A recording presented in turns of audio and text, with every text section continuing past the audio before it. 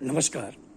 मैं रघुनाथ प्रसाद आज चर्चा कर रहा हूँ सनातन धर्म पर चल रही चर्चा के संबंध में। जब तमिलनाडु के मंत्री श्री उदयनिधि जी ने सनातन धर्म के संबंध में कुछ बातें कही तो दक्षिण भारत में तो नहीं के बराबर, लेकिन उत्तरी भारत में इसकी काफी तीखी प्रतिक्रिया और उन लोगों ने उदयनिधि जी के संबंध में बहुत सी बातें की। ठीक है, किसी भी व्यक्ति को विचार व्यक्त करते समय यह ध्यान रखना चाहिए कि दूसरे की भावना आहत न हो, परंतु हिंदू धर्म या सनातन धर्म हम जो कहें, उसमें जातिवाद एक ऐसी कड़वी सच्चाई है जो मैं समझता हूं कि अनुसूचित जाति, अनुसूचित जनजाति, अत्यंत पिछड़े वर्ग और पिछड़े वर्ग के लोगों को जीवन में कई बार इससे गुजरना पड़ता है। अंतर सिर्फ ये है कि लोग अपनी भावनाओं को दबा देते हैं। अभी हाल में 19 सितंबर 2023 को केरल के मंत्री श्री के राधाकृष्णन साहब ने एक कार्यक्रम में यह कहा कि जनवरी 2023 में वे एक मंदिर में जब दीप प्रज्वलित कर रहे थे तो मुख्य पुजारी ने उनके हाथ से दीप छीन लिया था। अब आप ये सोच सकते हैं कि जहां लेफ्ट फ्रंट की गवर्नमेंट, मंत्री लेफ्ट फ्रंट से, वे जब जाते हैं एक मंदिर में तो उनके साथ इस तरह की घटना घटती है। इस तरह की घटना यदि किसी उच्च जाति के मंत्री के साथ होती तो शायद भूचाल आ गया होता, लेकिन इन्होंने अपने दिल में ये बात रख ली और चूंकि वे रह नहीं सके, अपनी बात को छुपा नहीं सके, इसलिए इन्होंने अपने इस दर्द को एक कार्यक्रम में बतला दिया। अब वो भी नहीं चाहते कि किसी के विरुद्ध कोई कार्रवाई हो, लेकिन ये एक सच्चाई है हिंदू धर्म की।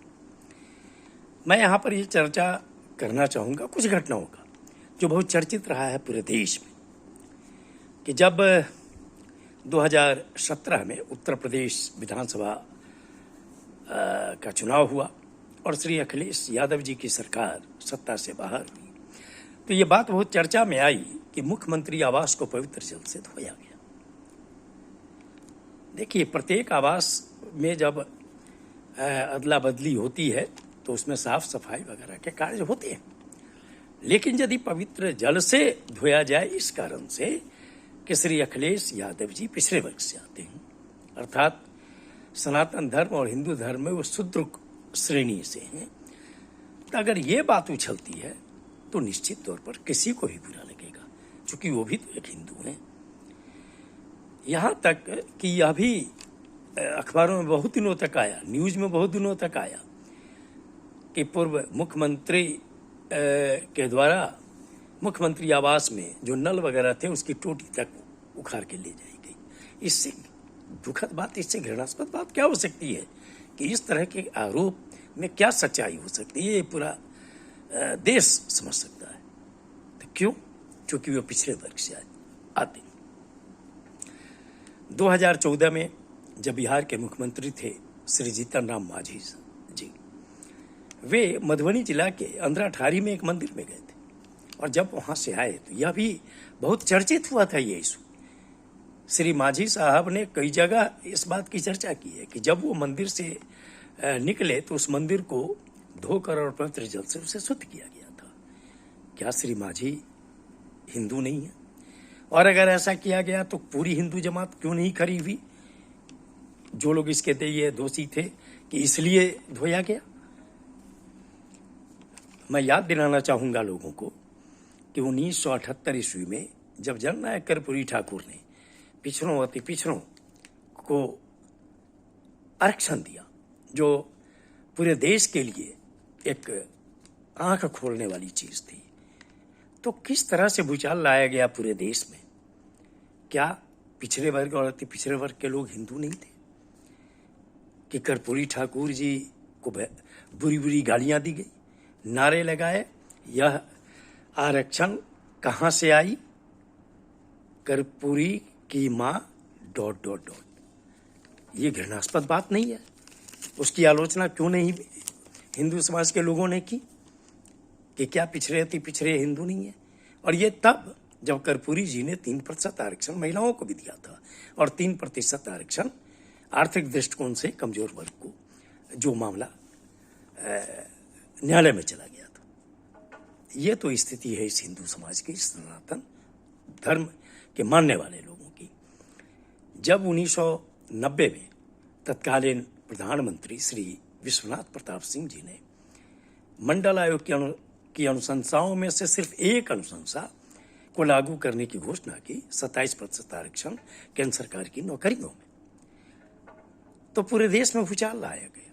हर जगह विधि व्यवस्था की समस्या खड़ी कर दी गई, और वीपी सिंह जी के लिए कहा गया, ये राजा नहीं रंक है, देश का कलंक है। ये है सनातन धर्म और हिंदू धर्म की सच्चाई। क्या पिछड़े वर्ग को आरक्षण देना गलत बात थी? आज जब 2019 में उच्च जाति के आर्थिक दृष्टिकोण से कमजोर लोगों को आरक्षण दिया गया, तो क्या इस देश में कहीं भी किसी भी अनुसूचित जाति, जनजाति, अत्यंत पिछड़ा वर्ग के संगठन के द्वारा इस तरह के गलत तरीका अपनाकर विरोध किया गया? नहीं किया गया। तो ये है हिंदू धर्म की सच्चाई। जब 1990 में बिहार में श्री लालू प्रसाद यादव मुख्यमंत्री हुए, तो बहुत लोगों का ये शगल बन गया था।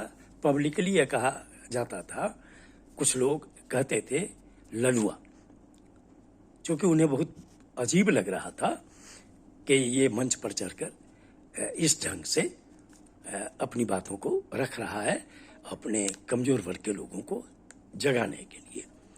ये स्थिति है इस देश की। राजस्थान में जब एक स्कूल में एक अनुसूचित जाति का बच्चा पानी के बर्तन को छू देता है, तब तो उसे पीटा जाता है, और ऐसा पीटा जाता है कि उसकी मृत्यु भी हो जाती है। बाद में ये मामला कोर्ट में केस हुआ और आगे कार्रवाई हुई। अभी हाल में पूरे देश ने देखा है, मध्य प्रदेश में एक अनुसूचित जाति के व्यक्ति के ऊपर किस ढंग से खुलेआम पेशाब किया गया, जबकि इस मामले को शांत करने के लिए माननीय मुख्यमंत्री जी ने उसका चरण जाकर उनका धोया, उस अनुसूचित जाति के व्यक्ति का। यह है हिंदू धर्म की सच्चाई। उत्तराखंड में कुछ वर्ष पहले एक आंगनवाड़ी केंद्र में जो सहायिका थी, वो चूंकि अनुसूचित जाति की थी, तो उच्च जाति के लोगों ने विरोध किया कि इसके हाथ का खाना बच्चा नहीं खाएगा। अभी हाल में एक अभी तमिलनाडु में घटना घटी है, परहैप्स मध्याह्न भोजन वाले में, कि जो रसोई बनाने वाली थी वो अनुसूचित जाति की थी, तो लोगों ने विरोध किया कि इनका बनाया नहीं खाएंगे। तो डीएमके की जो एमपी हैं श्रीमती कनिमोझी, वो और वहाँ के डीएम वहाँ स्कूल में जाकर साथ बैठकर खाए हैं स्कूल में, और उन्होंने कहा कि इस रसोइया को नहीं हटाया जाएगा। ये हार्ड स्टेप होना चाहिए जो गलत करते हैं। मैं पुनः अनुरोध करता हूँ हिंदू धर्म के धर्माचार्यों से कि हिंदू धर्म में जो जाति है जहर के समान, इसको समाप्त करने के लिए क्या किया जाए, इस पर सोचिए, न कि कोई अगर एक बात कोई कुछ बोल दिया तो उस पर सिर्फ रिएक्शनरी बातें की जाए। इससे कोई समाज का भला नहीं हो पाएगा।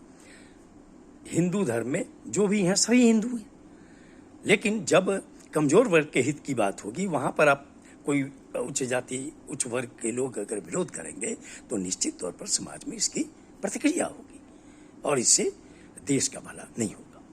ये वीडियो आपको अच्छा लगा हो तो निश्चित तौर पर लाइक करें, शेयर करें। अब तक मेरे चैनल को आपने सब्सक्राइब नहीं किया तो सब्सक्राइब करें, बेल आइकन को बस टच करें ताकि मेरे हर आने वाले वीडियो का नोटिफिकेशन आपको मिल जाए। आप सभी लोगों के लिए शुभकामनाएं। धन्यवाद। जय हिंद।